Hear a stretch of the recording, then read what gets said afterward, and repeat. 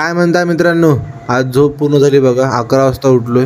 आज इव्हनिंग आहे आणि त्यात 2 दिवस जिम बंद आहे बघा. मग काय आरामात दूध पॅकेट वगैरे घेतले आणि रूमवर आलो. आज केळीमध्ये व्हरायटी आहे बघा. आज गावठी केळी म्हणजेच इलायची केळी.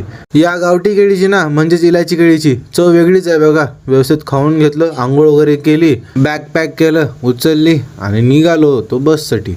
पाऊस काय थांबायचं नाव घेत नाही बघा. रत्नागिरीमध्ये धुमाकूळ पाऊस पडतोय. काही म्हणा पण पावसामुळे रत्नागिरीची सुंदरता खूप वाढली बघा. हा निखिल शेठ बाहेर कुठे गेली होती सकाळीच, आता आलो हॉस्पिटलला. आज कसाही वॉर्ड चेंज आहे. आज आपला OT वॉर्ड आहे. मजा येणार आहे. आज ऑपरेशन बघायला भेटतील आपल्याला खूप सारे. OTमध्ये ओर दिली आणि आलो OTच्या बाहेर. आज एकदम मस्त गेला टाईम OTमध्ये. आज स्किन ग्राफ्टिंगची सर्जरी बघायला भेटली मला. मजा आली बघून.